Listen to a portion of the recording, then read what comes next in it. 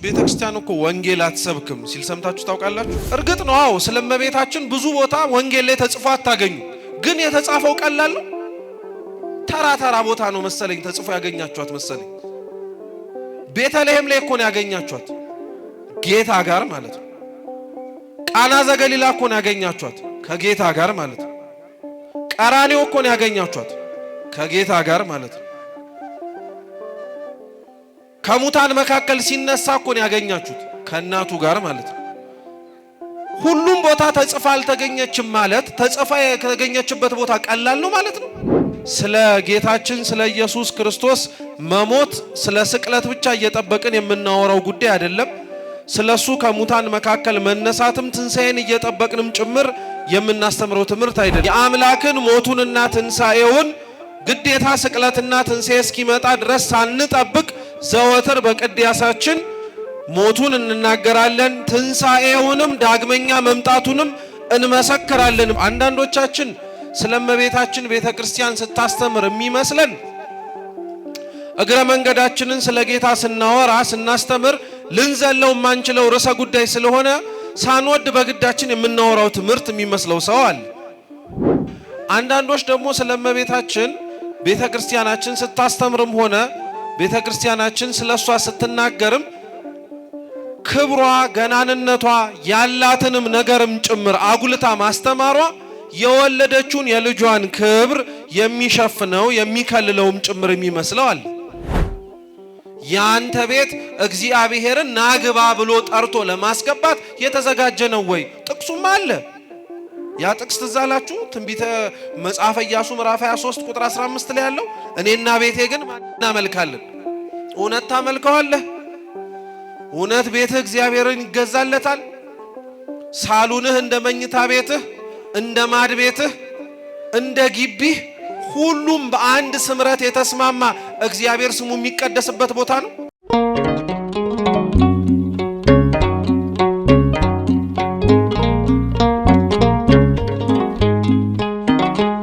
ዛሬም በሚኖረው ቆይታ ቤተክርስቲያናችን ለምን ስለ ድንግል ማርያም እንደምታስተምር ነው የምንማረው። ለአንዳንዶች ስለመቤታችን በቤተክርስቲያናችን ውስጥ የሚሰበክ ስብከት የምንማረው ትምህርት በተወሰነ ጊዜና በተወሰነ ወቅት ብቻ የተያዘ ነው እንጂ በሁሉም ወቅት ስለዚህ ርዕሰ ጉዳይ ልናወራ ልንናገር ያልተፈቀደልን የሚመስላቸው ሰዎች አሉ። ምን ማለት ነው? የጌታን መወለድ ከልደት ውጪ፣ የጌታን ከሙታን መካከል መነሳት ከትንሣኤ ውጪ፣ የጌታችንን እርገት ካረገባት ከዛች ከዕለተ እርገት ውጪ ቤተክርስቲያን ስለ ክርስቶስ እርገት ትንሣኤና ልደት ሌሎች ወቅታቶችን እየሰበከች አታስተምርም ተብላ አትነገርምም አትታዘዝምም ጭምር። ምክንያቱም አምላካችን ሰው ሆኖ በዚች ምድር ላይ ያደረጋቸው እያንዳንዱ ነገሮች በሙሉ ባረገባቸው ጊዜያትና ወቅታቶች ብቻ ክርስቲያኖች የሚያስታውሷቸው ሳይሆኑ በየዕለት ኑሯቸው በሙሉ እንዳይረሷቸውም ጭምር የሚታዘዙ ትእዛዛቶች ናቸው። በማወቅም ይሁን ባለማወቅ ክርስቲያኖች የምናረጋቸው ነገሮች ስለነዚህ ነገር የምንሰጣቸው ምስክርነቶች እንደሆኑ አናውቃቸው ይሆናል እንጂ ስለ ጌታችን ስለ ኢየሱስ ክርስቶስ መሞት ስለ ስቅለት ብቻ እየጠበቅን የምናወራው ጉዳይ አይደለም።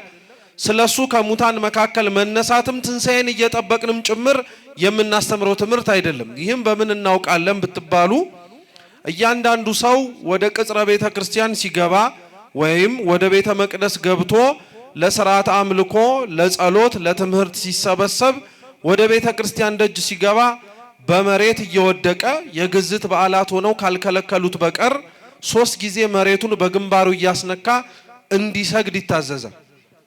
የመጀመሪያው ከመሬት ወድቀን የምናደርገው ስግደት የሚወክለው እግዚአብሔር ወድቀን ግንባራችን እንደነካው አፈር ሆነን ሳለን ትቢያ ሆነን ሳለን ሕይወት ሳይኖረን የነበርንበት ዘመን እንዳለ ሁሉ ከአፈር አንስቶን ሰው እንዳደረገን ሕያዊት ነፍስን ጨምሮልን እግዚአብሔር እንድንናገርና እንድንኖር ስላደረገን ብለን የመጀመሪያውን ስግደት ስለኛ አፈጣጠር ወክለን እናስተምርበታለን። ሁለተኛ ሰግደን ስንነሳ እግዚአብሔር ቢፈጥረንም ካለመኖር ወደ መኖር አምጥቶ ሕይወት ሰጥቶ ቢያኖረንም እኛ ግን በኃጢአት በነውር በክፋት ወድቀን ተሰብረን ለመሞታችን ማጠየቂያ ነው። ሁለተኛውን ሰግደን በሶስተኛው ወድቀን ስንነሳ ግን እኛ ምንም እንኳን ብንወድቅ፣ እኛ ምንም እንኳን ብንሰበር፣ እኛ ምንም እንኳን ኃጢአት ሰርተን ብንለይ ኃጢአት ሰርተን መለየታችንን አይቶ እግዚአብሔር እንዳልተወንና እኛ ዝቅ ያልነውን እሱ ዝቅ ብሎ እኛ የሞትነውን እሱ ሞቶ በእኛ ሞት ፋንታ የእሱን ሕይወት ለእኛ ሰጥቶ እንዳዳነን ስለሞቱና ስለትንሣኤው በእያንዳንዱ በየዕለቱ በምንሰግደው ስግደት ምስክርነት እንሰጣለን። ምን ልላችሁ ፈልጌ ነው? መቼም አንድ ሰው ቤተ መቅደስ ሲገባ 3 ጊዜ የሚሰግደው ስቅለት ሲሆን ወይ ትንሣኤ ሲሆን ወይ የሆነ አጋጣሚ ሲመጣበት ሳይሆን ግዴታ ሁሌም የሚያደርገው ነገር ነው።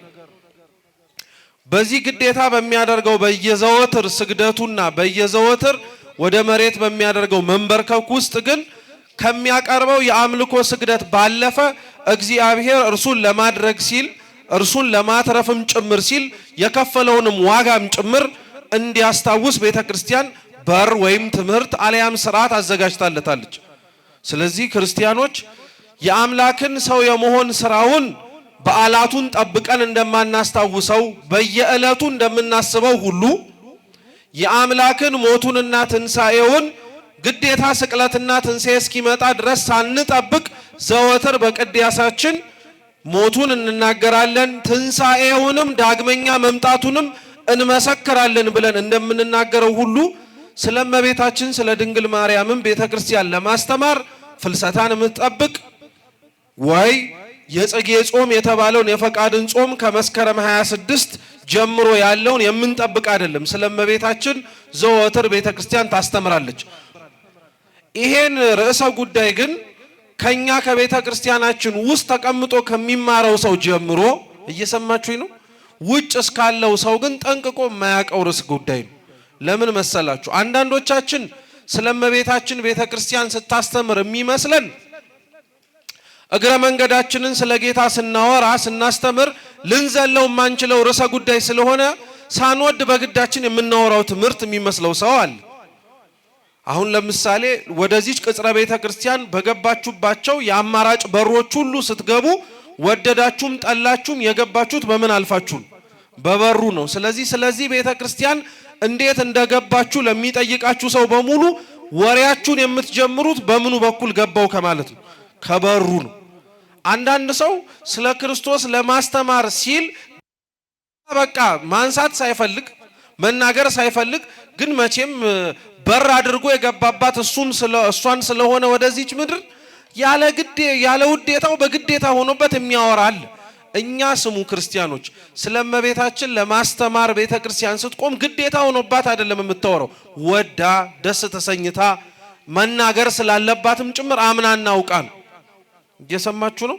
እሱን አንደኛ ማወቅ አለብን። ሁለተኛው አንዳንዶች ደግሞ ስለ እመቤታችን ቤተክርስቲያናችን ስታስተምርም ሆነ ቤተክርስቲያናችን ስለሷ ስትናገርም ክብሯ ገናንነቷ ያላትንም ነገርም ጭምር አጉልታ ማስተማሯ የወለደችውን የልጇን ክብር የሚሸፍነው የሚከልለውም ጭምር የሚመስለው አለ። ለዛ ነው አንዳንዶቻችን ራሱ ውስጥ ያለን ሰዎች የምላችሁ በስም ክርስቲያን ተብለን በ40 በ80 ቀንም ጭምር ሀብተ ወልድና ስመ ክርስትናንም ገንዘብ አድርገን ራሱ ስለ ሰማዕታት ስለ ደናግላን ስለ መነኮሳት በቅድስናቸው እግዚአብሔርን ስለመሰሉት ሲነገር ስለ እግዚአብሔር የማይወራም ይመስለናል። የእመቤታችን ክብር ከፍ ያለው ስለ እመቤታችንም ተደጋጋሚ ቤተክርስቲያን የምታስተምረው ክርስቲያኖች ስሙ፣ ቅዱስ ጳውሎስ ለቆሮንቶስ ምእመናን አስተምሮትና ጽፎት ባለው መልእክቱ ላይ ሁላችሁም የምታውቁትን ጥቅስ ሲያስተምርና ሲናገር ታውቁታላችሁ። እኔ ክርስቶስን እንደምመስል እናንተም ማንን ምሰሉ የሚለው እኔን ምሰሉ የሚለው ቅዱስ ጳውሎስ ለቆሮንቶስ ክርስቲያኖች ይህን መልእክት ሲያስተላልፍ እንዲመስሉት እያዘዛቸው ያለው እሱ የመሰለውን ክርስቶስን ሳይሆን አስቀድሞ መጀመሪያ ማንን ነው? ራሱ ጳውሎስን። መጀመሪያ ጳውሎስን መምሰል ይቀድማል ክርስቶስን ከመምሰል አስቀድሞ። ምክንያቱም እነሱ ጳውሎስን የማይመስሉት ሰዎች ክርስቶስን ለመምሰል የራቁ ሰዎች ስለሆኑ፣ ስለዚህ አስቀድማችሁ መጀመሪያ ክርስቶስን መምሰል የምትሹ ከሆነ የምትፈልጉ ከሆነ እኔን ምሰሉ አለ። ጳውሎስ ራሱ ክርስቶስን ለሚመስሉት ሰዎች አስቀድማችሁ እኔን ምሰሉኝ ብሎ የተናገረው ምን አይነት ህይወት ቢኖረው ነው? አስቀድሞ አሳዳጅ እንደነበረው ሁላችሁም ታውቃላችሁ። ምንም እንኳን ለኦሪት ካለው ቀናኢነት የተነሳ ልክ ክርስቶስ አምላካችን በወንጌል ሲያስተምር እንደነበረው አንዳንዶች እኔን ያገለገሉ እኔን የጠቀሙ እየመሰላቸው፣ አንዳንዶች እኔን የረዱ እኔን በአገልግሎት የደገፉ እየመሰላቸው እናንተን ያሰቃዩአችኋል ያንገላቷችኋል ብሎ በወንጌል እንደተናገረው ጳውሎስም ክርስቶስን ይከተሉት ለነበሩት ሰዎች በሙሉ ያሳየው የነበረው ጥላቻ ለሰው ካለው ጥላቻ የመነጨ ሳይሆን ለእግዚአብሔር ያለውን ፍቅር ለመግለጥ ካለው ጉጉትና እምቅ የሆነ ፍቅር የተነሳ ነበር። እንዲህም በሉት እንደዛ በሉት ግን ክፋት ክፋት ነው፣ ጽድቅም ጽድቅ ነው። ጥሩ የሆነ የለም፣ ጥሩ የሆነ መግደል የለም፣ ጥሩ የሆነ ስርቆት የለም፣ ጥሩ የሆነ ውሸት የለም። ውሸት ውሸት ነው፣ ስርቆት ስርቆት ነው፣ ጥላቻም ጥላቻ ነው። ጳውሎስ ስለ ትላንትና ታሪኩ ሳይሳቀቅ የሚያወራው ጳውሎስ ስለ ትላንትና ታሪኩ ሲናገር እንዲህ ነበርኩኝ ብሎ የሚያወራው የሆነ ነገር አለው። የትላንትና የአሳዳጅነት፣ የትላንትና የነፍሰ ገዳይነት፣ የትላንትና ብዙ ሐዋርያትና ሰማዕታት ሲሞቱ ምስክር ሆኖ የቆመው ጳውሎስ የትላንትና ታሪኩን በንስሐ አጥቦ ለቆሮንቶስ ምእመናን ቆሞ እኔ ክርስቶስን እንደምመስል እናንተ እኔን ምሰሉኝ ብሎ ደፍሮ ከተናገረ ይሄንን ማለቱም ደግሞ ጳውሎስ የክርስቶስን ክብር እየሸፈነ አይደለም ተብሎ የሚሰበክለት ከሆነ የትላንትና የኃጢአት ታሪክ የሌለባት የትላንትና ነውር ፈጸመች ተብሎ ሊነገርላት እንኳን አንደበት ይቅርና ሕሊና ሊያስበው የማይችል የሷ ቅድስናና ንጽህናን ተመልክቶ አንድ ሰው እንዴት ነው እርሷን አይቶ እርሷን አክብሮ እርሷን ከፍ አድርጎ እርሷን የሚገባትን ቤተክርስቲያን ውስጥ የተሰጣትን ቦታ ገልጦ እግዚአብሔርን ሸፈነ ተብሎ ሊነገርለት የሚችል? በእርግጠኝነት እመቤታችን በጳውሎስ ዘመን ላይ ኖራ ለቆሮንቶስ ክርስቲያኖች በሚያስተምርበት ወቅት ላይ ተገኝቶ ቢሆን ኖሮ ራሱ ጳውሎስ እንኳን እኔ ክርስቶስን እንደምመስል እናንተ እኔን ምሰሉ አይልም። እሷ እያለች ቢሆን ኖሮ እኔ ክርስቶስን እንደምመስል የሚለውን አረፍተ ነገር እሷ ክርስቶስን እንደምትመስለው እናንተም እሷን ምሰሏት ብሎ ነበር የሚናገር። ለዛ ነው ክርስቲያኖች ስለ እመቤታችን የምንማርበትን ቤተክርስቲያንም የምታስተምርበትን ምክንያት ጠንቅቀን ማወቅ አለብን። የመጀመሪያው ለምን ቤተክርስቲያን ስለ እመቤታችን ታስተምራለች፣ ለምንስ ስለሷ አብዝታ ትናገራለች የሚባል ከሆነ የመጀመሪያው ምክንያት እመቤታችን ቤተክርስቲያናችን ውስጥ የምትሰበከውና ስለሷም የምናስተምረው ወንጌል ስለሆነች ነው። እስኪ ጥሩ ወንጌል የቃሉ አቻ ትርጉም ወይም መዝገበ ቃላታዊ ፍቺው የምስራች ደስታ ተብሎ ነው የሚተረጎመው። ወንጌል ማለት የምስራች ደስታ ማለት ነው። ወንጌል በሚለው ቃል ውስጥ ደግሞ የሚወከሉት ወይም ወንጌል ተብሎ ሲጠራ ክርስቲያን ሁሉ ትዝ ሊለው የሚያስፈልጉት ነገሮች ደግሞ ሶስት ናቸው። የመጀመሪያው ወንጌል በሚባለው መጠሪያ ክርስቲያኖች የሚያውቁት የሐዲስ ኪዳን የመጀመሪያዎቹን 4 መጽሐፍትን ነው። የማቴዎስ፣ የማርቆስ፣ የሉቃስ፣ የዮሐንስ ወንጌል። እነዚህ መጻሕፍት ወንጌል እየተባሉ ይጠራሉ። ምን ወንጌል አስባላቸው? እነዚህን መጽሐፍት ምን ወንጌል አስባላቸው? ለምን ወንጌል ተባሉ?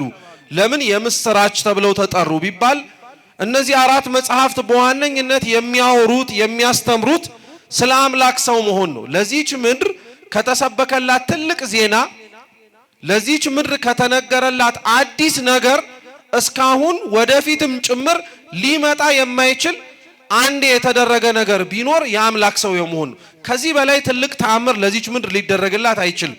ተደርጎላታልም ጭምር። ትልቅ ተአምር ነው።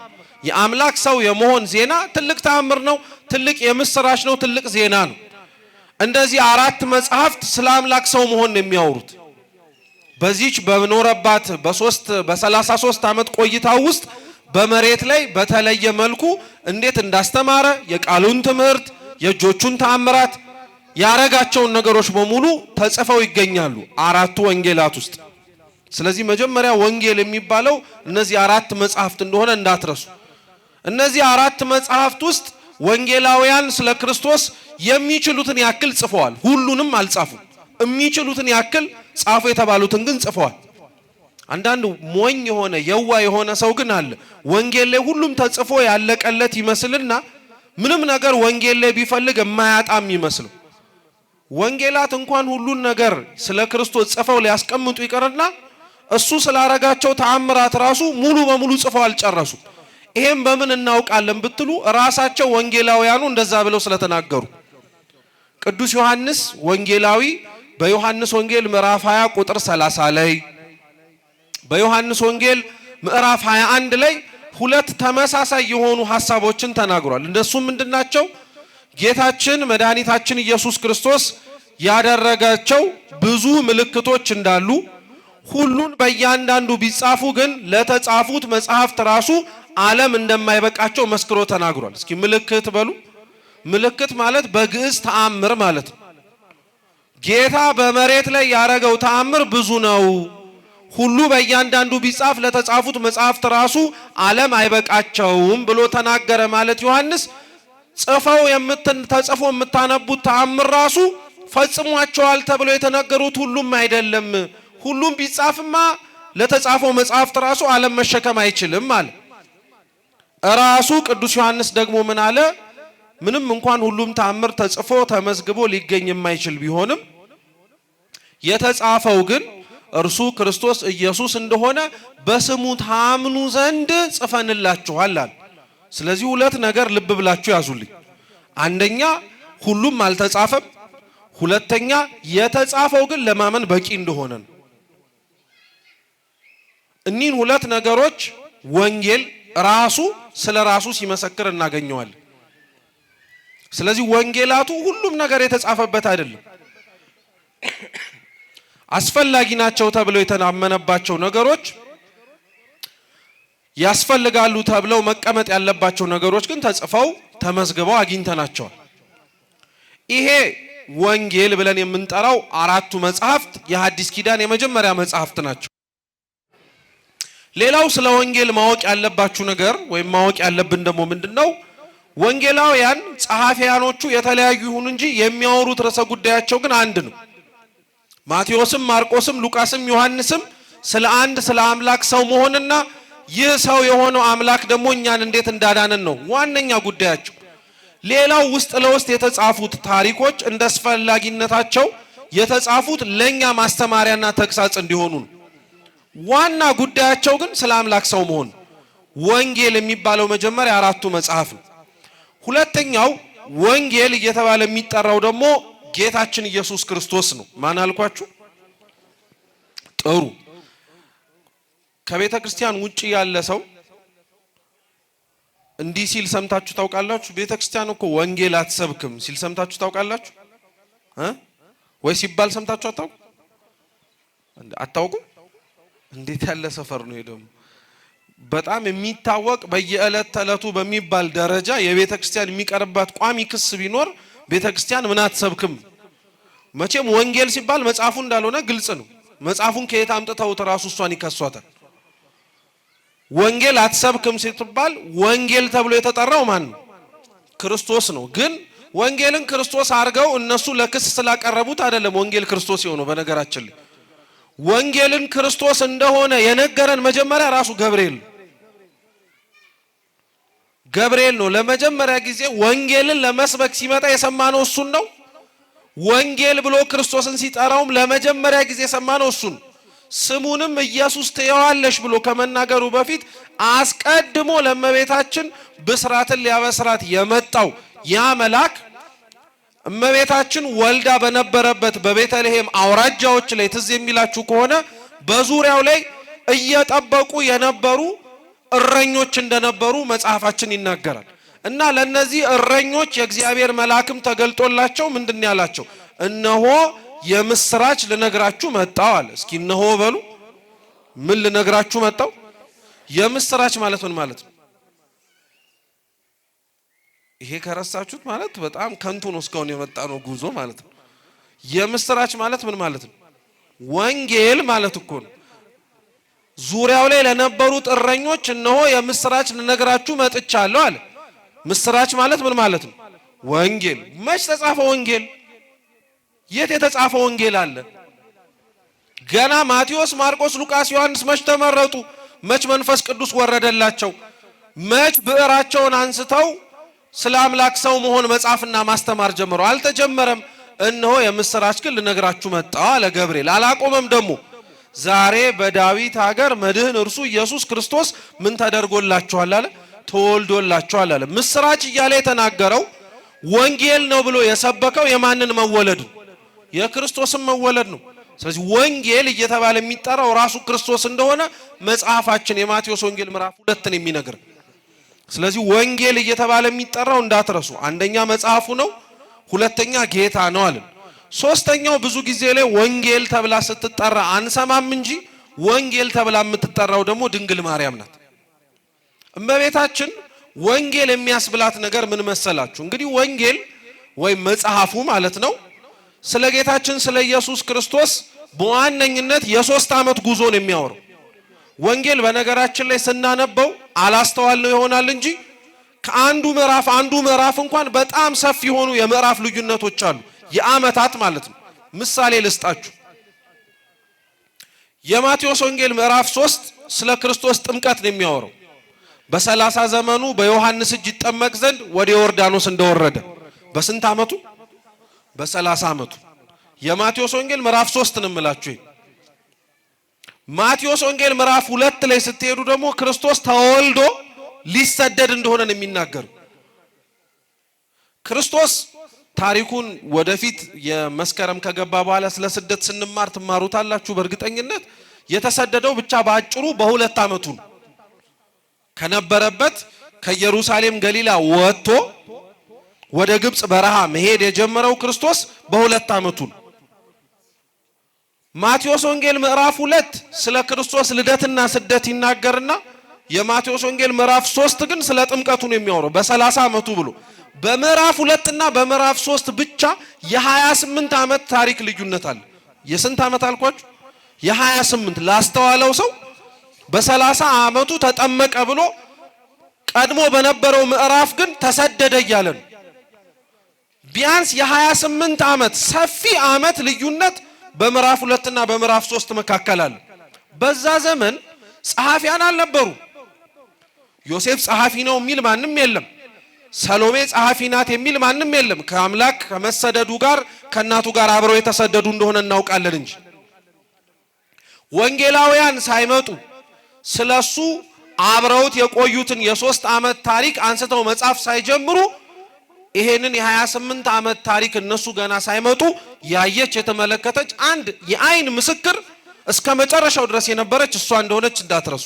አንድ ሁለተኛ እነዚህ ወንጌላውያን የሚገርማችሁ ቅድም ባልኳችሁ ጥቅስ ላይ በተለይ ቅዱስ ዮሐንስ መጽሐፉ ላይ ተጽፎ የምታገኙት ስለ ክርስቶስ ያስተማርናችሁ ትምህርት እርሱን ለማወቅ በስሙም ታምኑ ዘንድ ይጠቅማችኋል ብለው ነግረውናል።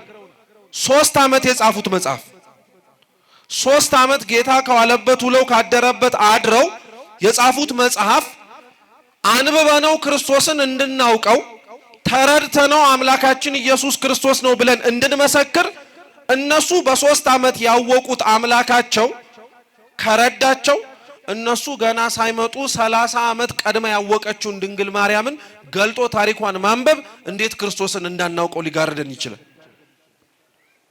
እንደው ጤነኛና ለሚያስተውል አይምሮ ላለው ሰው የ3 ዓመት ታሪክ ተጽፎ ክርስቶስን እንድናውቀው ረዳን ካለ 30 ዓመት አብራው የነበረችውን እናቱን ማወቅ፣ እሷን ገልጦ ታሪኳን ማንበብ፣ እሷ የተናገረችውን መስማት፣ እሷ ያረገችውን ማወቅ እንዴት ስለ ክርስቶስ ላያውቅ ሊያደርገው ይችላል?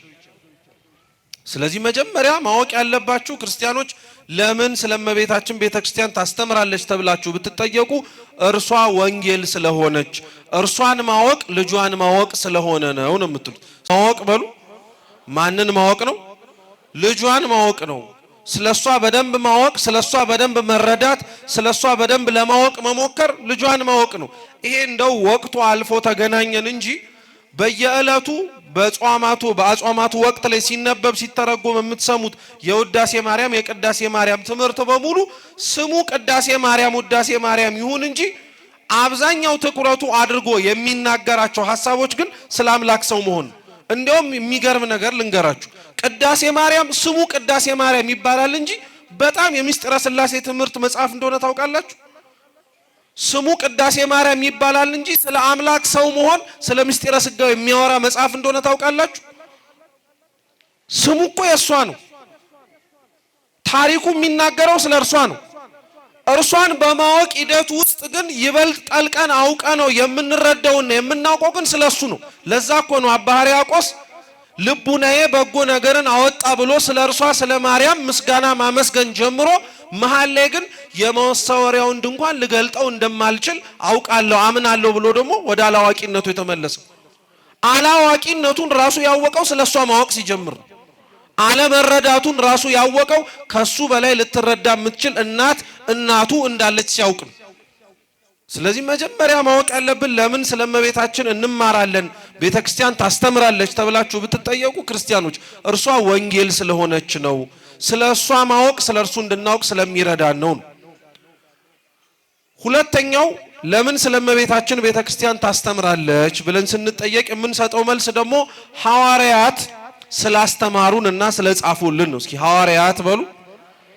ስላስተማሩን ስለጻፉልን የተሰበሰብንባት ይህች ቅድስት ቤተክርስቲያን አምነን በሃይማኖት ጸሎት ምስክርነት እንደምንሰጠው ሐዋርያት የሰበሰቧት ናት። ሐዋርያት የሰበሰቧት ማለት ጌታችን ኢየሱስ ክርስቶስ መሰረቱን የጣለላት በሐዋርያት ትምህርት፣ በሐዋርያት ሥርዓተ አምልኮ፣ በሐዋርያዊ ክህነት የታጠረች ናት ማለት ነው። እዚህ ያለ ማንኛውም ኦርቶዶክሳዊ ክርስቲያን ሐዋርያዊን ትምህርት ይቀበላል። ጌታ ከሐዋርያት የተማሩትን ሐዋርያዊ ሥርዓተ አምልኮ ይቀበላል። ሐዋርያት ከጌታችን ኢየሱስ ክርስቶስ የተቀበሉትን አሰረ ክህነት ይቀበላል፣ ይጠብቃል። ሐዋርያዊ ሥርዓተ አምልኮ ይቀበላል። ምን ማለት ነው? ጌታ ለሐዋርያት ያስተማራቸውን የምስጢረ ቁርባን የቅዳሴ ሥርዓት ይፈጽማሉ፣ ይቆርባሉ፣ ያስቀድሳሉ ማለት ነው። ሐዋርያት በሰበሰቧት ማለት አንደኛው ትርጉሙ እሱ ነው። ታዲያቺ ሐዋርያት የሰበሰቧት ያለንባት ቤተክርስቲያን ሐዋርያት እንደ መሰብሰባቸውና እንደ ማስተማራቸው ሐዋርያት ብዙ ነገር ለኛ ለክርስቲያኖች ስለ ክርስቶስ አስተምረውን። አንዱ ቅድም ያልኳችሁ ካለንም ሰዓት አንፃር ላለማስፋት ጉዳዩን ሐዋርያት ለኛ ያስተማሩንና አሳልፈው ሰጥተውን የሄዱን ነገር ምንድነው? ሀብት ቢባል ትምህርታቸው ነው፣ ወንጌል ነው። እዛው ወንጌል ላይ ነን። ብዙ ቦታ ረግጠን ብዙ ነገር ሳንይዝ ከምንሄድ ወንጌል እንደምታውቁት ሐዋርያት ለሰበሰቧት ለቤተ ክርስቲያን ሀብት ይሁን እንጂ መነሻ ምክንያት አድርጎ ግን የተጻፈው ለዚች ቤተ ክርስቲያን አይደለም። የማቴዎስ ወንጌል ለምሳሌ ወንጌሉን የጻፈው በመነሻ ምክንያት ለኛ አይደለም፣ ለአይሁድ ነው። ለአይሁድ የተጻፈው ግን ለማን ተረፈ? ለኛ ነው የተረፈው። ማቴዎስ ወንጌሉን የጻፈው ለአይሁድ ነው፣ ያው ለእውቀታችንም እንዲረዳን። ለዛ ነው አይሁድ ስለ ዘር ሐረግ ስለ እገሌ ገሌን ወለደ ስለሚል በጣም ቋሚ የሆነ አመለካከት አላቸው። ማን ማንን እንደወለደ ጠንቅቀው ማወቅ ይፈልጋሉ። እኔ ግን እምላችሁ ይሄ የአይሁድ የዘር ማጥናት ልማድ እኛም ጋር ያለው ከነሱ ወስደው ነው ይሆን? እኛም በጣም ለዘር ጉዳይ እኮ ክር ያለንን ታውቃላችኋል። አይሁድም ለዘር ጉዳይ በጣም ክር ያሉ ናቸው። ማን ማንን እንደወለደ ጠንቅቀው ሳይዘሉ ነው ማወቅ የሚፈልጉት። እና የማቴዎስ ወንጌል የሚጀምረው በዘር ሐረግ ነው። እገሌ ገሌን ወለደ፣ እገሌ ገሌን ወለደ እያለ ማለት ነው። እና ይሄን ማቴዎስ የጻፈበት ምክንያት ምንድነው? በሚወዱት እነሱ ቦታ በሚሰጡት በዘር ጉዳይ ተነስቶ ስለ ክርስቶስ ለመስበክ እንዲመቸው ነው እንጂ ለኛ አሁን ለሐዲስ ኪዳን አማንያን ተብሎ የተጻፈ አልነበር። ግን ፍጻሜው ለኛ ረድቶና አሁን ይሄን ስላችሁ እንዴ ምን ማለት ነው ታዲያ? መጽሐፍ ቅዱስ ለኛ አልተጻፈም ማለት ነው እንዳትሉ። ለኛ ነው የተጻፈው። የእግዚአብሔር ቃል ሰርክ አዲስ ነው። የእግዚአብሔር ቃል ትላንትና የነበረ ዛሬም ያለ ነገም የሚኖር ያው ነው። የተጻፈበት የመነሻ ምክንያት ጽሕፈት ግን ሊለያይ ይችላል። ማንም ከኛ መካከል ሙሴ ኦሪት ዘፍጥረትን የጻፈው ለኢትዮጵያውያን ነው እንደማይል እርግጠኛ ነው።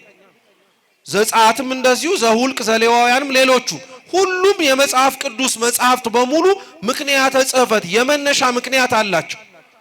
ለዛ ነው የማቴዎስ ወንጌል የመጀመሪያው ምክንያተ ጽሕፈቱ ለአይሁድ ነው። የማርቆስ ወንጌል ለአሕዛብ የተጻፈ ነው፣ ለማያምኑት ለግብፅ። ማርቆስ ሰብኮ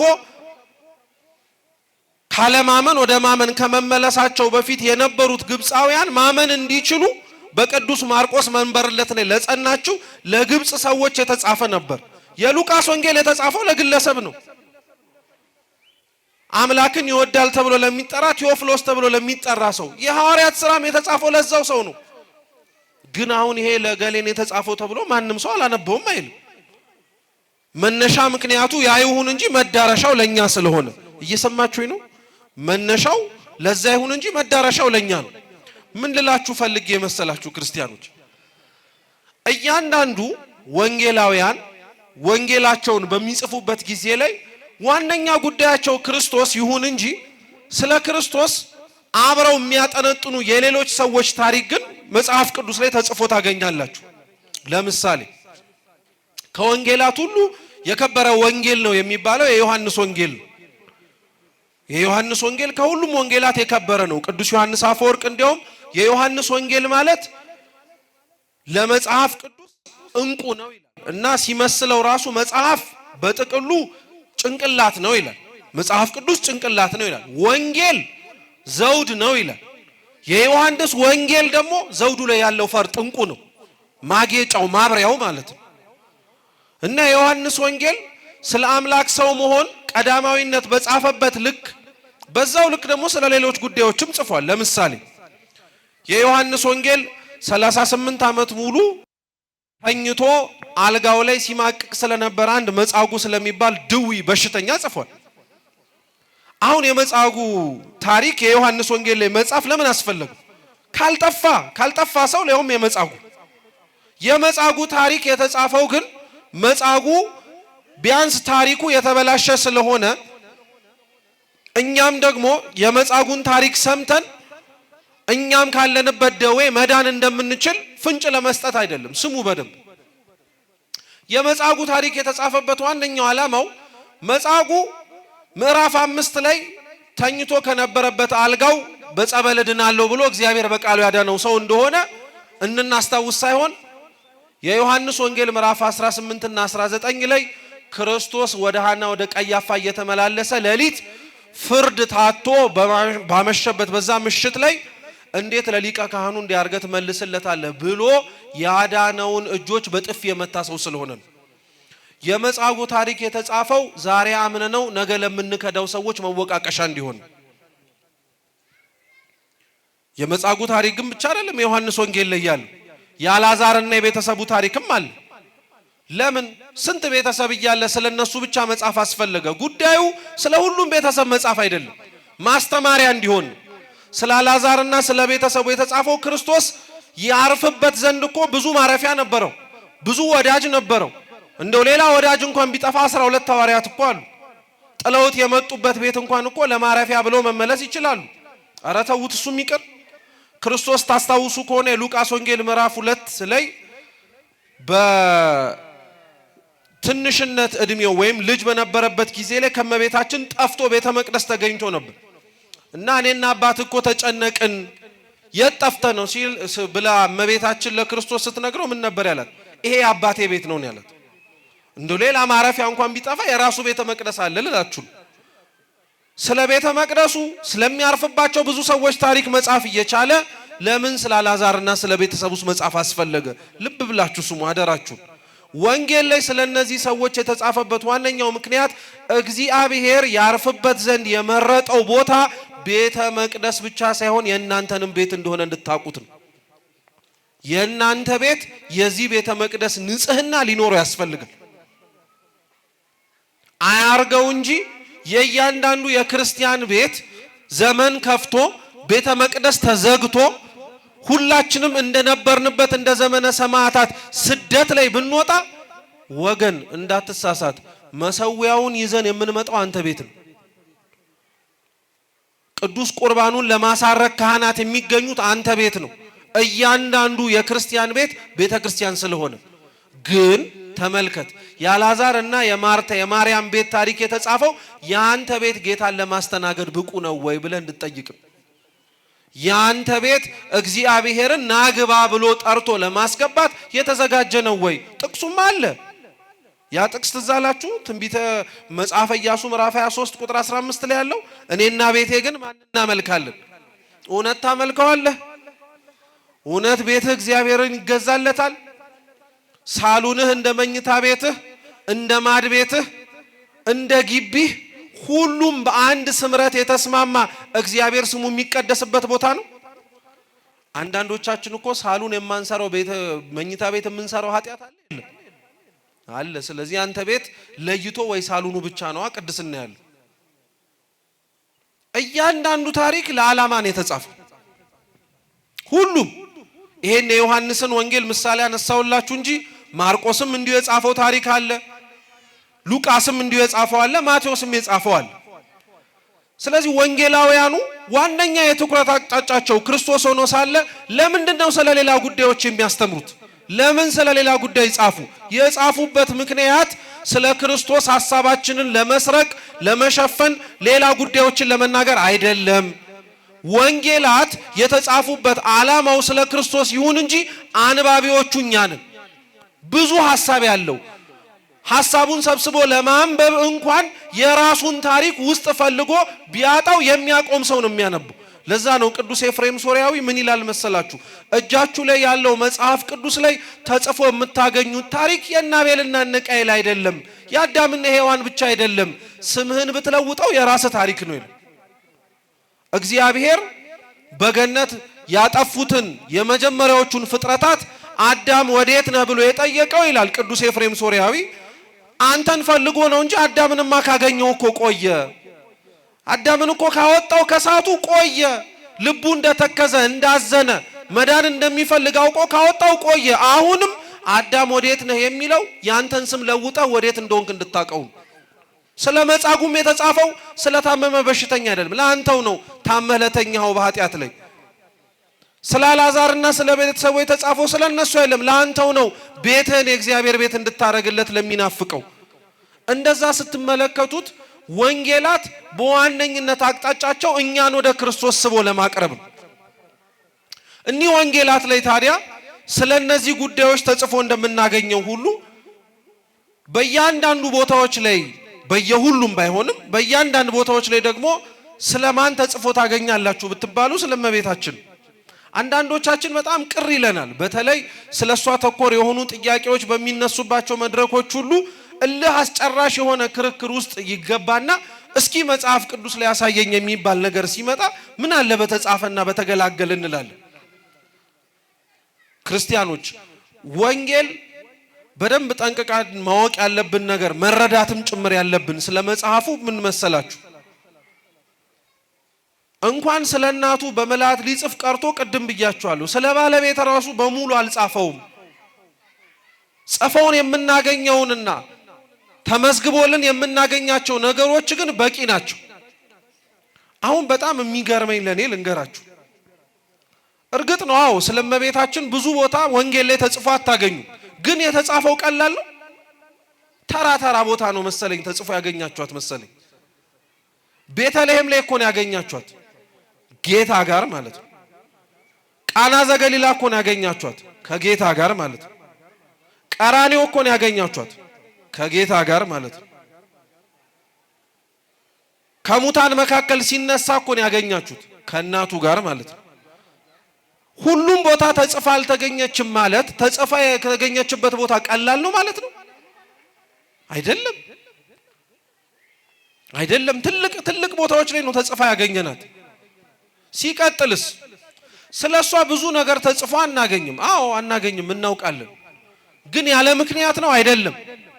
ሐዋርያት ምንም እንኳን ስለሷ አምላክን ስለምትመስለው እውነት መልኳ የአምላክ ስለሆነው ስለሷ ብዙ መጽሐፍ ቢፈልጉ ምክንያት ስላላቸው ነው። አይሁድ አንደኛ ስለሚያስተምሩት ትምህርት ምክንያት ምንም እንኳን ወንጌላውያኑ ስለእመቤታችን መጽሐፍ ቢፈልጉ መጽሐፍ አልቻሉ። አይሁድ እንደምታውቁት እንኳን ክርስቶስ እሷን የአምላክ እናት ናት ብሎ አምኖ ለመቀበል ይቅርና የወለደችውን ልጇን ራሱ እንኳን እኮ አምላክ ነው ብሎ አያምኑበትም። ቢያምኑትማ ኖሮ ጳውሎስ በመልእክቱ እኮ ነገረን ባልሰቀሉት ነበር አለ። አያምኑትም። እሱን እንዴት እሱን ሳያምኑት እሱን እንግደለው እያሉ ለሚያቀማማ ሰው እሷ ናት የወለደችው አክብሯት ተብሎ ይሰበካል? አይሰበክም። መጀመሪያ ርዕሰ ጉዳዩ አምነው ማንም ሰው ወደ ቤተ ክርስቲያን አንድነት ለመምጣት መቀበል ያለበት ነገረ ክርስቶስን። ስለ አምላክ ሰው መሆን መጀመሪያ ጠንቅቆ ማወቅ፣ ማመን፣ መረዳት አለበት። ከዛ በኋላ ነው ነገረ ማርያም የሚመጣው።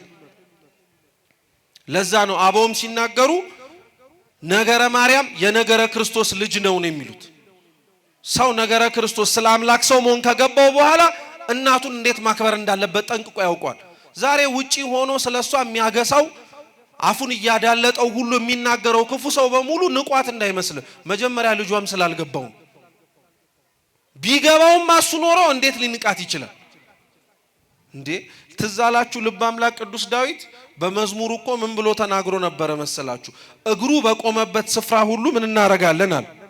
እስኪ እግሩ በሉ በቆመበት ስፍራ እንሰግዳለን። የእግዚአብሔር እግር የቱ ጋር ነው ያለው? የቱ ጋር ነው ያለው የእግዚአብሔር እግር?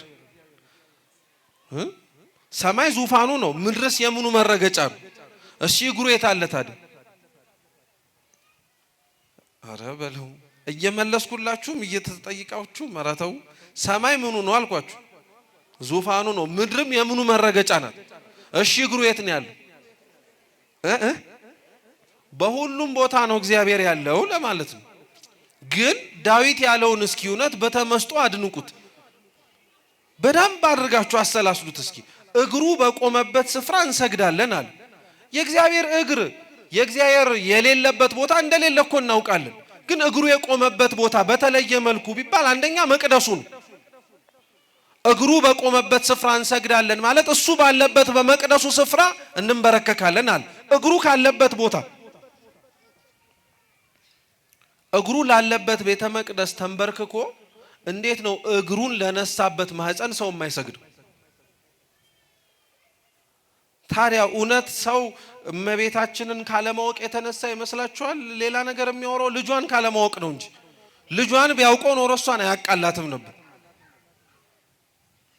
እርሱ ለቆመበት ስፍራ ክብር ከተገባው እሱ ላደረበት ማህፀን እንዴት ነው የማይደነቀው? እንዴት ነው ከፍ ከፍስ ሊደረግ የማይችለው? እንደዛ ብሎ እንደመጠየቅ ማለት ነው። ስለዚህ ስታስቡት ራሱ ሐዋርያት ምንም እንኳን ስለሷ ለመስበክ ለማስተማር ቢፈልጉም ያልቻሉት እሷን እንደሷነቷ ለመቀበል ልጇን እንዳምላክነቱ የማይቀበሉት አይሁድ መካከል ስለነበሩ ብዙ ማስተማር አልቻሉ። ስለዚህ ስለ አምላክ ሰው መሆን በወንጌላቸው በስፋት ተናገሩ። ስለሷ ብዙ መናገር ይፈልጉ ነበር፣ ነገር ግን አልቻሉም። ለሚሰብኩት ሰው ተስፋ ሲነገርለት ለነበረው ሰው ልጅ በሙሉ አምላክ ሰው እንደሆነ ለማስቀደም ተገደዱ። አንድ ሁለተኛው ሐዋርያት ስለመቤታችን ብዙ መጽሐፍ እየፈለጉ ያልጻፉት ደግሞ ስለ አሕዛብ ምክንያት ነው። አይሁድ አምላክ ሰው አይደለም ብለው ያምናሉ። አሕዛብ ደግሞ ከዛ ከፍ ያለ ደግሞ ሌላ ትምህርት ነው ያላቸው። ምን ብዙ አማልክት። ለአሕዛብ ክርስቶስን አምላክ ነው ብሎ መስበክ ቀላል ነው። ለምን? ክብር ይግባውና ከጣዖታት መካከል አንዱ ነው ብሎ ደምሮ እንደማምለክ ቀላል ስለሆነ ለአሕዛብ። ለዛ እኮ ነው አሕዛብን ለማስተማር ደቀ መዛሙርት ሐዋርያት ሲወጡ መጀመሪያ ጣዖቶቻቸውን እንዲጥሉ ነው የሚያደርጓቸው። ጣዖታቸውን ሳይጥሉ ስለ ክርስቶስ መስበክ፣ ሌላ አምላክ አለ ብሎ መናገር በጣም ቀላል ነው። ብዙ አማልክት ስላሉ ባናውቀው ነው ይሄኛውንም ብሎ ጨምሮ እንደማምለክ ነው። እንግዲህ ይሄ አይነት ዝንባሌ ላላቸው ለአሕዛብ፣ ብዙ አማልክት አሉ ብለው ለሚያምኑት አሕዛብ፣ ይሄ ደግሞ ብቻ አይደለም እኮ ስሙ፣ አሕዛብ አማልክትን ይወልዳሉ ብለው ደግሞ ያምናሉ። እየሰማችሁ ነው?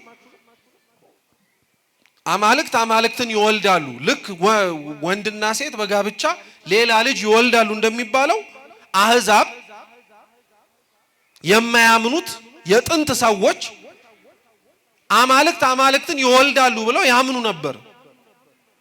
ይሄ ደግሞ ዳርዳሩ ምን መሰላችሁ? እሱን አምላክ ነው ብሎ ጣዖቱን ሳያስጥሉ ለማሳመን በጣም ከባድ ነው አልኳችሁ። ለምን? ጣዖቱን ሳይጥሉ እርሱን አምላክ ነው ብላችሁ ብታስተምሯቸው ከጣዖቱ አንዱ አድርገው ጌታን ሊደምሩት ስለሚችሉ፣ እሷን ደግሞ የአምላክ እናት ነሽ ብሎ መስበክ በጣም የሚከብደው ለምንድን ነው? አማልክትን ይወልዳሉ ብለው ስለሚያምኑ እሷም አምላክ ናት እኮ ብለው ወደ ማመንና ወደ መሳሳት እንደሄዱ። ዛሬም እኮ የሚገርመው አህዛብ ተብለው በስም አይጠሩ ሌላ ስም ይኖራቸው እንጂ እሷን ታመልኳታላችሁ ብሎ የሚናገሩ ሰዎች የሉ። ይሄ የአህዛብ ጠባይ እኮ ስለሆነ እኮ ይሄ አህዛባዊ የሆነው ልማድና ትርክት ስላልወጣላቸው እኮ አህዛብ በዚህ በብዙ ጣዖት አምልኮቶቻቸው፣ አይሁድ በዚህ በልጇን ባለማመናቸው አጣብቂኝ ውስጥ የነበሩት ሐዋርያት በዚህ እንኳን ጭንቅ ውስጥ ሆነው በቤተልሔም ስትወልደው ተአምር ባረገበት ቃና ዘገሊላ ስታማልድ በመስቀል ስር ሆና በሕይወቷም ፈርዳ ስትገኝም ጽፈውልናል። ይሄም ብቻ አይደለም። ለዚህ ሁሉ ለመሰባሰባችን ምክንያት ለሆነው ለዚህ ሁሉ መገናኘታችን አንድ ዋነኛ ምክንያት ለሆነው ስለ አምላክ ሰው መሆን ብስራትም ሲጽፉ እሷን ዋነኛዋን አካል አልዘለሉ። ስለዚህ እነሱ በዘመናቸው ሊያስተምሩ ያልቻሉበት ምክንያት ባለፈበት ከነሱ በኋላ የተነሱ ሊቃውንተ ቤተ ክርስቲያን ስለ እርሷ ተናግረው ባልጠገቡበትና አስተምረው ባልጨረሱበት ቤተ ክርስቲያን ውስጥ ላለን ሰዎች ትላንትና ስለ እሷ ሳናወራ ቀርተን ሊሆን ይችላል። ጊዜ፣ ሁኔታ፣ ወቅት ከልክሎን። ዛሬ ግን እንዴት አንችልም? በደንብ አድርገን እንደምንችለው ክርስቶስ ትዝ ይላችኋል። ለኤማሁስ መንገደኞች የሉቃስ ወንጌል ምዕራፍ 24 ላይ ተገልጦ አብሯቸው እየተራመደ ሳለ ስላልሆነው ነገር ያልሰማ መስሏቸው ሉቃስና ቀሌዮጳ ለራሱ ለክርስቶስ ስለ ክርስቶስ ይሰብኩት ነበር እና ተምረው አስተምረውት ከጨረሱ በኋላ እሱ እንደሆነ ሲነግራቸው በጣም ደነገጡ። ከዛ ምን ይላል መሰላችሁ መጽሐፋችን? ጌታችን ኢየሱስ ክርስቶስም ከሙሴና ከመጽሐፍት አንስቶ ስለ ራሱ ተረከላቸው ይላል። እስኪ ከሙሴ በሉ እና ከመጽሐፍት አንስቶ ስለ ራሱ ተረከላቸው። ምን እያላቸው መሰላችሁ? እናንተ ስለኔ ያወቃችሁት አሁን ነው እንጂ ስለኔ መነገርና መሰበክ የጀመረው ከሙሴና ከመጽሐፍት ዓለም ገና ከመፈጠሩ አስቀድሞ ከተፈጠረም በኋላ እናንተ ሳትመጡ ስለኔ እየተነገረ ነበራል። ለዛ እኮ ነው ክርስቲያኖች ልብ ብላችሁ ስሙ፣ ያላችሁባት ቤተ ክርስቲያን ስለ አምላክ ማስተማር የምትጀምረው በሐዲስ ኪዳን አይደለም፣ ከብሉይ ኪዳን ጀምሮ ነው። ስለ አብርሃም ድንኳን የምናስተምረው በአብርሃም ድንኳን ውስጥ የገቡትን ቅድስት ሥላሴን እያየን ብቻ አይደለም እኮ በአብርሃም ድንኳን ውስጥ አድሮ በኋላ ደግሞ ስለሚወለደው ስለ ክርስቶስ ጭምር ነው እንጂ። ልብ ያላላችሁትን ምሳሌ አንድ ልጥቀስላችሁ። እዚህ ላይ ዘፍጥረት 18 ላይ እግዚአብሔር በመምሪያ አድባር ዛፍ ስር ለአብርሃም ተገለጠለት። ድንኳን ውስጥ አልገባም። ከድንኳኑ በስተውጭ ሆኖ የቀረበለትን ምሳ እነሱ እንደበሉት ሆኖ እየታየ አብርሃም እየበላ ከዛ ኋላ አለፈ። እግዚአብሔርም እንዲህ አለው፣ በአመቱ ድጋሚ እመጣለሁ ልጅም ትወልዳለህ አለ። ሂዱና ቤት ገብታችሁ አንብቡ። እግዚአብሔር በአመቱ ድጋሚ አብርሃም ቤት አልመጣም። ታውቃላችሁ? አልመጣም። በአመቱ ግን አብርሃም ልጅ ወልዷል። አልወለደም? ወልዷል። ይስሐቅን ወልዷል። ምን ሊለው ፈልጎ ነው ታዲያ በአመቱ እመጣለሁ ብሎ የቀረው ቢባል? እግዚአብሔር እመጣለሁ ብሎ መናገሩ ቃሉን ሰጥቶት ነው የነገረው። በተግባር ግን አላሳየው። ቃሌን ሰጠውህ ማለት በልጅህ ሰው ሆኜ ተወልጄ ያሳያለሁ እያለው። የአብርሃም ድንኳን ከሙሴ ጀምሮ ስለ ክርስቶስ እየነገረን ነበር። ስለ ይስሐቅስ ብትመለከቱ ይስሐቅ ከሞት የዳነበትን በግ ክርስቶስ ነው የምንለው። እንዴት አወቃችሁ? አብርሃም ልጁ ይስሐቅን ይዞት ሞሪያ ተራራ ላይ ሲወጣ ልጁ ይስሐቅ የመስዋዕቱ በግ የት እንዳለ ይጠይቀው ነበር። ለይስሐቅ ጥያቄ መልስ የሰጠው ግን የአብርሃም የመስዋዕቱን በግ እግዚአብሔር ያዘጋጃል የሚለው አልነበረም፣ የዮሐንስ መጥምቅ ነው እንጂ እነሆ የዓለሙን ሁሉ ኃጢአት የሚያስተሰርይ የእግዚአብሔር በግ ብሎ የተናገረው። በይስሐቅ ያያችሁት በግ ክርስቶስ ነው ካላችሁ፣ በአብርሃም ልጅ መባረኩ ውስጥ የተስተናገዱት ሶስቱ አረጋውያን አብ፣ ወልድ፣ መንፈስ ቅዱስ ናቸው ብላችሁ ካመናችሁ እንዴት ነው ያመናችሁት ሶስቱ አረጋውያን ጋር ያለችውን ድንኳን ድንግል ማርያምን የለችም ብላችሁ የምትተዋት?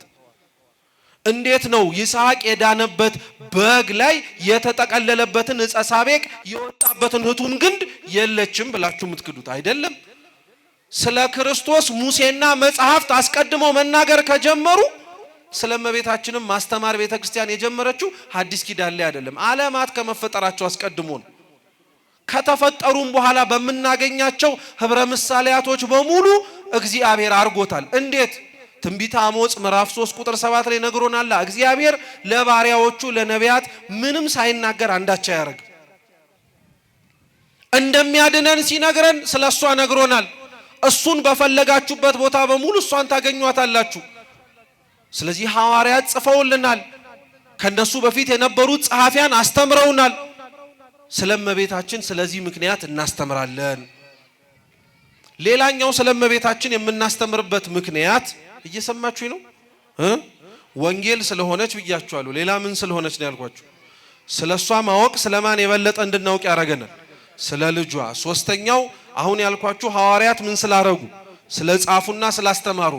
አራተኛው ስለእመቤታችን ቤተክርስቲያን የምታስተምረው እመቤታችን የአማንያን ምሳሌ ስለሆነች ነው። እስኪ የአማንያን በሉ። ምሳሌ ስለሆነች። አማንያን እምነት ማለት ነው። የእምነት ምሳሌ ናት እመቤታችን። በፍጥረታት ወገን ብዙዎች ስለ እምነታቸው ሲመሰገኑ መጽሐፍ ቅዱስም ሲያመሰግናቸውም ጭምር ሰምተናል። አንዱ ለምሳሌ አብርሃም ነው።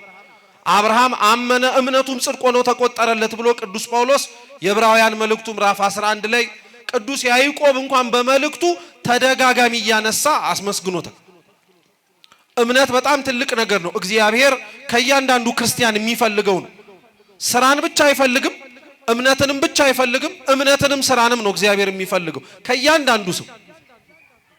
እምነት ምንም እንኳን እንደዚህ የሚያስፈልግና እያንዳንዳችን የሚፈለግብን ነገር ቢሆንም የምናምንበት ልክ ግን እግዚአብሔርን ይለያያል። ለዛ ነው መጽሐፍ ቅዱስ ላይ ብዙ የሚያምኑ ሰዎች እንደምናነበው ሁሉ በጣም የሚያምኑ ሰዎችና ብዙም እግዚአብሔርን የማያምኑት ሰዎች ደግሞ በጣም እናይባታለን። ራሳቸው እንኳን ከጌታ እግር ስር ተቀምጠው ይማሩ የነበሩት ደቀ መዛሙርቱ ትዝ የሚላችሁ ከሆነ ስላለማመናቸው እግዚአብሔርን እምነት ጨምርልን ብለው ሲለምኑ ታገኟቸዋላችሁ። ስለ እምነት በሚነሱ በማንኛውም መድረኮች ግን አንድ ማትረሳ ብትኖር እመቤታችን ናት። እንደ እመቤታችን አማኝ ስለሌለ ማለት ነው። በአንድ ምሳሌ ላስረዳችሁ። ክርስቶስ የማቴዎስ ወንጌል ምዕራፍ 21 ቁጥር 21 ላይ አንድ የምናውቀውላችንም ጥቅስ ተናግሯል። የሰናፍጭ ቅንጣት ታክል እምነት ቢኖርህ ይህን ተራራ ከዚህ ተነስተህ ወዲያ ሂድ ብትለው ይሄዳል አለ። የምን ታክል እምነት? መልሱ እንጂ። የሰናፍጭ ቅንጣት። ሰናፍጭ ምን ያክል እንደሆነች ታውቃላችሁ? በጣም ድቃቂ ናት። የድቃቂም ድቃቂ ተዘርታ ትልቅ ትሆን ይሆናል እንጂ ስትታይ በአይን ለማየት ራሱ የምታዳግት ናት። እቺን ያክል እምነት ካላችሁ ግን ግዙፍ የሆነውን ተራራ አንስታችሁ ወዲያ ሂድ ብትሉት ይሄዳል አለ። ክርስቶስ ይሄንን እንደ ትምህርት አስተማረው። ስምዖን ጫማ ሰፊው ደግሞ ፈጽሞ ታየን። ስምዖን ጫማ ሰፊው ይህን አድርጎታል። በወንጌል የተጻፈው እውነት እንደሆነ ቢጠየቅ አዎ እውነት እንደሆነ አምኖ አብርሃም ሶርያዊ የሚባል ሊቀ ጳጳስ ስምዖን ጫማ ሰፊው የሚያረገውን እየተመለከቱ ህዝቡ በሙሉ አንድ ተራራ ከአንድ ቦታ አንስተው ወደ ሌላ ተራራ በግዚዮታ በእግዚአብሔር ኃይል አሻግረው። እኔ አሁን ይህን ተራራ ያነሳውላችሁ ቁም ነገሩ ስለ ተራራው ስለሆነ አይደለም። ይሄን ተራራ ለማንሳት አሁን ይሄን ቤተ መቅደስ ለማንሳት ምን ያክል እምነት ነው የሚጠብቀው እግዚአብሔር ከኛ? እስኪ የሰናፍጭ ቅንጣት በሉ። በቃ የሰናፍጭ ቅንጣት ታክል እምነት ካለ ያለንበትን ቤተ ክርስቲያን ራሱ አንስተው ወደዛ ሪሎኬት ላርገው ላሻግረው ብትራሱ ምን ማረጋል ትችላል። እሺ ጥሩ ወገኖቼ፣ እስኪ አሁን አስተውሉት። ሰው የሰናፍጭ ቅንጣት እምነት ታክል ኖሮት አንስቶ ተራራ ማሻገር ከቻለ እሷ ምን ያክል ብታምን ነው ተራራውን የሚያፈልሰውን አምላክ ከሰማይ ያወረደችው? እንዲህ አይነት እምነት ያለው ሌላ የምታውቁት ሰው አለ? ሌላ በመሬት ላይ ታሪኩ የተጻፈለት እንዲህ ያለውን ሰው የሰማ ነው አለ? የለም። ከሷ ውጪ እንዲህ ያለ እምነት ያለው የለም። ሌላው መሬት ላይ ያለ ነገር ሲያንቀሳቀስ አይተናል። ሌላው ውሃ ሲያፈልቅ አይተናል። ሌላው ባህር ሲከፍል አይተናል። ይህንን ሁሉ ሊያደርገው የሚችለውን አምላክ ግን አውርዶት ማህፀን ውስጥ ሲያስገባው አላየን። ከዚህ ያክል እምነት ከዚህ የበለጠ ማመን የት ይገኛል? ወደን አይደለም እኮ ጥላዋ ስር የምንሸሸገው። እንደኛ የማያምን የለም፣ እንደሷ ደግሞ የሚያምንም ማንም የለም። የአማንያን ምሳሌ ስለሆነች ስለእመቤታችን እንማራለን። እምነት እንዲጨምርልን እኛ የቀዘቀዘብን አንዱ አምላክ ሰው የሆነበት ዘመን ላይ ሲናገር እንደሰማ ነው። የመጨረሻው ዘመን ምልክቶች መካከል አንዱ እምነት ምን ያደርጋልን? ይቀዘቅዛል አይደል ያለው እግዚአብሔር አምላካችን። የቀዘቀዘው እምነታችን እንዲሞቅልን፣ የተባረደው እምነታችን እንዲግልልን እኮ ነው እሷ ጋር የምንጠግም። አምስተኛው እና የመጨረሻው ስለእመቤታችን ቤተክርስቲያን የምታስተምርበት ምክንያት ደግሞ በነገረ ድህነት ውስጥ ስላላት ድርሻ ነው። እንግዲህ ነገረ ድህነት ራሱን ችሎ ሰፊ ትምህርት ነው። በአንድም ይሁን በሌላ መልክ ብዙ ጊዜ ተምራችሁትም ይሆናል። የሰው ልጅ የመዳን ታሪክን ስለ መጨረሻው ስለ ሰው ልጅ የመዳን ታሪክን ለመረዳት ጊዜም ሰዓትም ስለማይፈቅድልን ቢያንስ የሰው ልጅ በአንድም ይሁን በሌላ መንገድ እግዚአብሔር ግን ያዳነውን አንድ ታሪክ ላንሳላችሁና በሱ እንጠቅልል ትምህርታችን። ኦሪት ዘፍጥረት ላይ ተጽፎ ከምናገኛቸው የሰው ልጅ የመጥፋትና የመትረፍ ታሪኮች አንዱ የኖህ ዘመን ታሪክ። እንደምታውቁት እግዚአብሔር አምላክ የሰው ልጆችን ፈጥሮ ማኖር በጀመረባቸው በተወሰኑ ዓመታቶች ውስጥ እኛ የተፈጠርነው የሰው ልጆች ይቀረሽ የማይባል ኃጢያትን መሬት ላይ እየሰራን የተሸከመችንን መሬት ራሱ ማስጨነቅ ጀመር እና በዚህ ወቅት ላይ እግዚአብሔር አምላክ ህዝቡን እንዳያጠፋው አድነዋለሁ የሚል ተስፋ የሰጠበት፣ ህዝቡን እንዳያድነው ፈታሂ ነውና ሊያድነው የሚችል ጽድቅ ያጣበት ዘመን ስለነበረ ባላቸው እምነት በሰሩት ስራ በእግዚአብሔር ቸርነት ሊተርፉ የሚችሉ 8 ሰዎችን ብቻ አገኘ። ኖህ፣ ባለቤቱ ቅድስት ሃይከል፣ ሴም፣ ካም፣ ያፌት ሚስቶቻቸው። ሌሎቹን ግን መመለስ የሚችሉ ከሆነ ብሎ 120 ዘመን የንስሐ ዘመን ሰጣቸው። ስንት ዘመን? 120 ዘመን። ይሄንን የንስሐ ዘመን ሊወጡበት አልቻሉም እንደምታውቁት። ይሄ ግን የንስሐ ዘመን ብቻ ሳይሆን በነገራችን ላይ የሚሞቱበትም ጊዜ ነው። ምን የሚያረጉበት? አሁን ለምሳሌ ሁላችሁም የምትሞቱበትን ቀን ብታውቁት ደስ አይላችሁ? ቀድማችሁ ለመዘጋጀት አዎ አላችኋል። ይኸው እግዚአብሔር እኮ ተናግሮ ምንም ለውጥ አላመጣንም። በነገራችን ላይ ከ120 ዘመን በኋላ እገላችኋለሁ ብሎ እኛ 120 ዘመን ይገለናል ብለን እንደመዘጋጀት ስንጨፍር ነበር የቆየን። እግዚአብሔር አንዱ በነገራችን ላይ የምንሞትበትን ጊዜ መደበቁ ጥሩነቱ ይሄ ነው። ብናውቀው የምንዘጋጅ እንመስላለን እንጂ እንደኛ አጥፍ የለም። ስለዚህ የሚሞቱበትን ጊዜ ነገራቸው 120 ዘመን ብሎ 120 ዘመኑን በሙሉ እንደፈለጉት ሆኑ። እግዚአብሔር ቃሉን አያጥፍምና የሚያበቃበት ዘመን ላይ ሲደርስ ለኖህ መርከብ እንዲሰራ ነገሩ። ለማን? ኖህን ምን ሰራ አለው? እስኪ መርከብ በሉ። መርከብ ስራ አለው። ኖህን ነው መርከብ ስራ ያለው። ሰውን ሊያጠፋ ኃይል ካለው ሁሉን ነገር እንደ አዲስ ሊለውጥ የሚቻለው አምላክ ከሆነ ኖህን ለምን መርከብ ያሰራዋል? መርከብ ቢሰራለት ምን አስደከሙ? ግን ኖህን ሰራ አለ። እሺ ኖህ ሰራ። የሰራውን መርከብ ከጨረሰ በኋላ የጥፋቱ ውሃ ከመዝነቡ ከመውጣቱ በፊት ደውል ደውለ እንስሳቱን በሙሉ ወደ መርከቡ እንዲገቡ አርጋል። ጥሩ ደውል ደወለ። ደውሉ የተሰራው ለሰው እኮ ነው። ከሰው ደግሞ እንስሳቱ መስማቱ ይደንቃል እኮ። አሁን አስባችሁታል? የሌሊት የተጋበው ደውል ቅዳሴ ሲደወል እኛ ተኝተን አራዊት ቢመጡ ለቅዳሴ እንደዛ ብላችሁ አስቡት። አሳቃችሁ አይደል? ያንቀላፋ ሰው በሙሉ እንደዛ ነው። ተነስተው የመጡት ሰዎች ናቸው። የተኛ ነው እኛ አራዊት ነን እንደማለት። ተደወለ፣ አራዊቱ በሙሉ መጡ። ምንም ሳይበላሉ ሳይቦጫጨቁ ተስማምተው እዛ መርከብ ውስጥ ገቡ። ኖህ መርከቡን ዘጋ። የጥፋቷ መዝነብ ጀመረ። እንደምታውቁት 40 ቀን 40 ሌሊት ዘነበና ሁሉም መሬት ላይ ያለው ነገር በሙሉ ጠፋ። የተረፉት መርከብ ውስጥ ያሉት ብቻ ናቸው። እየሰማችሁ ነው? የተረፉት ኖህ መርከብ ውስጥ ያሉት ናቸው። ከዛ በኋላ ቁራ ተላከ። ቀረበዛው የሚለቃቀመውን ነገር ሲያገኝ ርግብ ተላከች። ወይወራይ ዝንጣፊ ይዛ ስትመጣ ሰላም ነው ቸር ነው ተብሎ ተከፈተ። ህይወት እንደ አዲስ ተጀመረ። እንግዲህ በዚህ የሰው ልጅ ጠፍተን የመትረፍ ታሪክ ውስጥ የመዳናችንን ትልቁን ድርሻ የወሰደው ምንድነው? አሁን ለምሳሌ የኖህ ሰዎች ወይም የኖህ ልጆች የተረፉት በማን ነው ብትባሉ በማን ነው የምትሉት? እንዴ ከደከማችሁ ይብቃን፣ ችግር የለም። ኖህና ቤተሰቡን አራዊቱን ያዳነው ማን ነው? እግዚአብሔር ነው። መርከቡን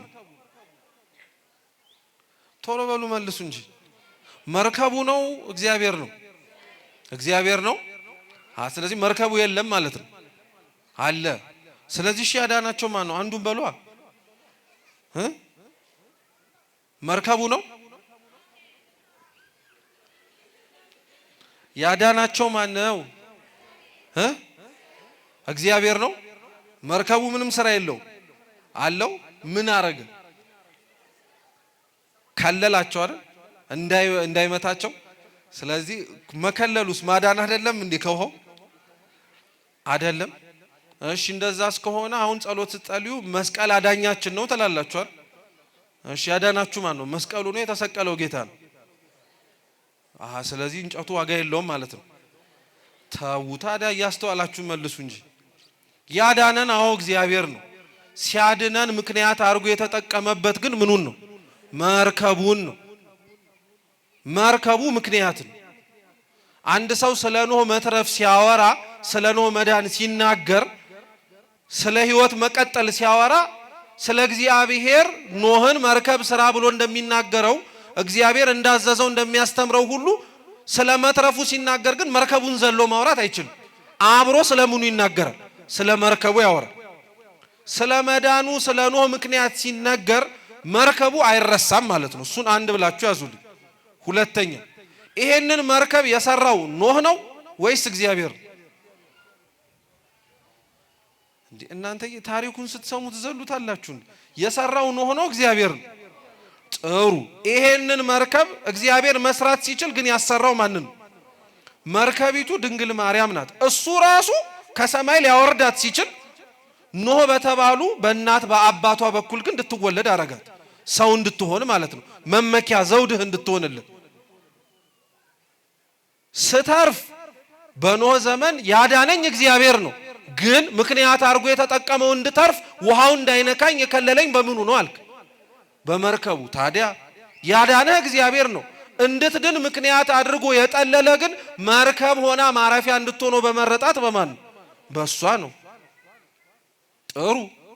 የሚገርመው የኖህ መርከብ ያዳነችው ደውሉን ሰምተው የገቡትን 8 ሰዎች ብቻ ሳይሆን ደውሉን ሰምተው የመጡትን ሌሎች ምኖችን ጭምር።